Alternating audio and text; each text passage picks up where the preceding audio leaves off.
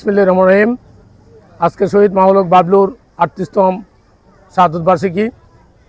এই দিনে শহীদ মাহবুব বাবলু ঢাকা বিশ্ববিদ্যালয়ের মহাসিন হলে স্বৈরাচারী এরশাদ সরকারের ষড়যন্ত্রের কারণে নিহত হন।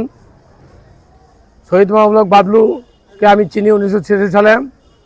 আমি 1986 সালে হাতিরঝিল রাজউদ্দিন ডিগ্রি কলেজে যখন ভর্তি হই, তখন জাতীয়তাবাদীর আদর্শে আদর্শিত হয়ে শহীদ রাষ্ট্রপতি জিয়াউর রহমানের দল বিএনপির দলের পতাকা তলে সহমত হয়ে আমরা একজাক তরুণ ছাত্রদলের পতাকাকে আমরা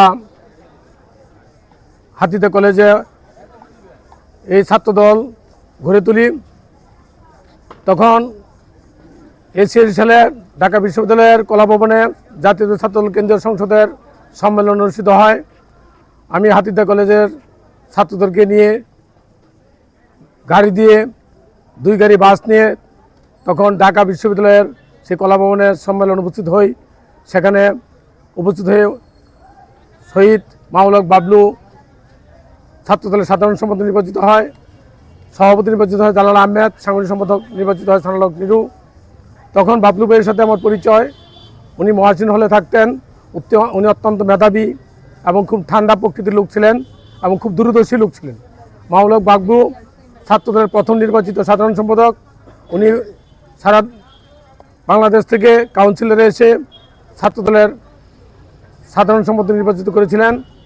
উনি এই জাতীয় ছাত্রদলের সাধারণ সম্পাদকের দায়িত্ব নিয়ে ছাত্রদলকে সুসংগঠিত করার জন্য সারা দেশের ন্যায় মনোহরদিতেও পদক্ষেপ নিয়েছিলেন এবং আমরা মনোহরদিতেও 1987 সনের জানুয়ারি মাসে তাদেরকে সম্বর্ধনা দেই। বাবলু ভাইকে মনোহরদি কলেজে সম্বর্ধনা দেই।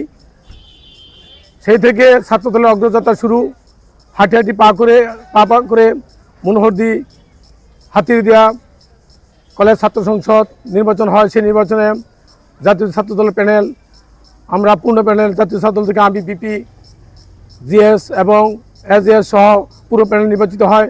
নির্বাচিত হয়ে আমরা বেগম খালেদার সাথে বিএনপি তখন কেন্দ্রীয় অফিস ছিলেন 27 নম্বর ধানমন্ডি, সেই ধানমন্ডি বেগম খালেদার সাথে সাক্ষাৎ করি। সাক্ষাৎ করলে বেগম খালেদা আমাদেরকে দিক নির্দেশনা দেন, আমাদেরকে মাথা হাত বুলিয়ে বলেন ছাত্রদলকে যাতে আমরা সুসংগঠিত করি নিজ নিজ এলাকায় এসে। আমরা তারপর থেকে হাতিরঝিল মনোহরদিতে এই জাতীয় ছাত্রদলকে সুসংগঠিত করে 1990-এর স্বৈরাচার এরশাদ বিরোধী আন্দোলন আমরা ঝাঁপিয়ে পড়ি, যেটা আন্দোলনের এক পর্যায়ে 1987 সালের এই আজকের এই দিনে 9 মার্চ শহীদ মাহবুব বাবলু এই স্বৈরাচার এরশাদ সরকারের ষড়যন্ত্রের কারণে মাহবুব বাবলু নিহত হতে হয়েছে, জীবন দিতে হয়েছে। এই বাবলু সহ অসংখ্য নেতাকর্মী নিহত হয়েছেন এবং জাতীয় ছাত্রদলের অগ্রযাত্রা কিন্তু বাবলুকে নিহত হওয়ার পরও রুখতে পারেন নাই।